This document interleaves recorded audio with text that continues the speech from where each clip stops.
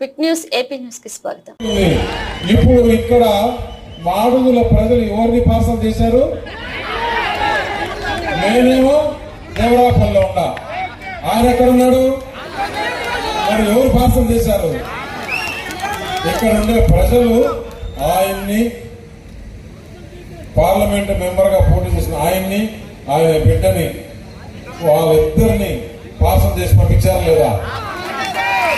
కాబట్టి వాళ్ళు ఆయన ఇక్కడ 2 పర్యాయాలు ఎమ్మెల్యేగా ఉండి, పోయినసారి డిప్యూటీ సీఎంగా ఉండి ఏమేమి అన్యాయాలు చేశాడో, ఏమేమి అక్రమాలు చేశాడో అవన్నీ ఒక్కొక్కటి బయటికి తీసుకొచ్చి ప్రజల ముందు నిలబెడతాము. దోషిగా నిలబెట్టి ఏదైతే అక్రమంగా అన్యాయంగా ఆయన అవినీతి చేసినాడో ఆ అవినీతి డబ్బంతా కూడా కక్కించేంత వరకు వదిలేదే లేదు.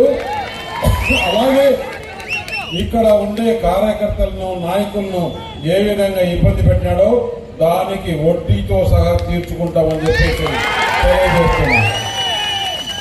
నాకు కూడా అనకాపల్లిలో కొంతమంది దాడి చేశారు. వాళ్ళందరూ నా కళ్ళల్లో కనపడుతూనే ఉన్నారు.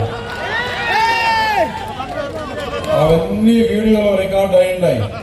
తప్పకుండా ఇదే దేవరాపల్లిలో వారికి సన్మానం చేస్తామని చెప్పి తెలియజేస్తున్నాం. ఎక్కడికి వదిలే సమస్య లేదు. మన రోజులు వచ్చాయి. ఇది ఒక ఎత్తు అయితే, ఇంకొక ఎత్తు పార్టీ పరంగా, అభివృద్ధి పరంగా మాకు వదిలేయండి.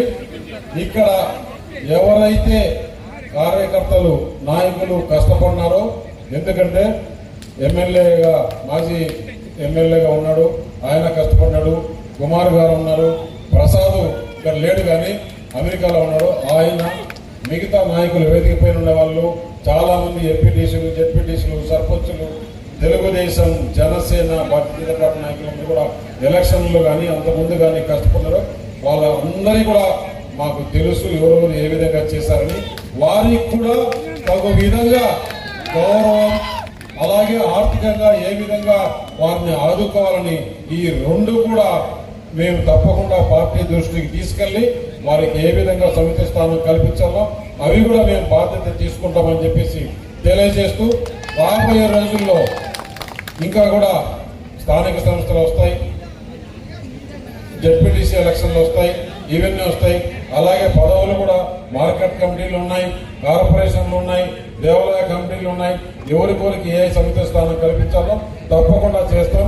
మిమ్మల్ని గౌరవంగా మీరు కాళ్ళ ఎగరేసుకొని తిరిగే విధంగానే మేము పని చేస్తామని చెప్పేసి తెలియజేస్తూ, మళ్ళీ ఇక్కడి నుంచి 30,000 కాదు 60,000తో 60,000 పైచిలుకతో మెజారిటీ వచ్చే విధంగా మేము పనిచేసి మీ దగ్గర మన్ననలు పొందుతామని చెప్పేసి తెలియజేస్తూ, ఈ అవకాశం ఇచ్చిన మాడుగుల నియోజకవర్గ ప్రజలకి మీరు బ్రహ్మాండమైన మెజారిటీతో గెలిపించేందుకు మరొక్కసారి మీకు అందరికీ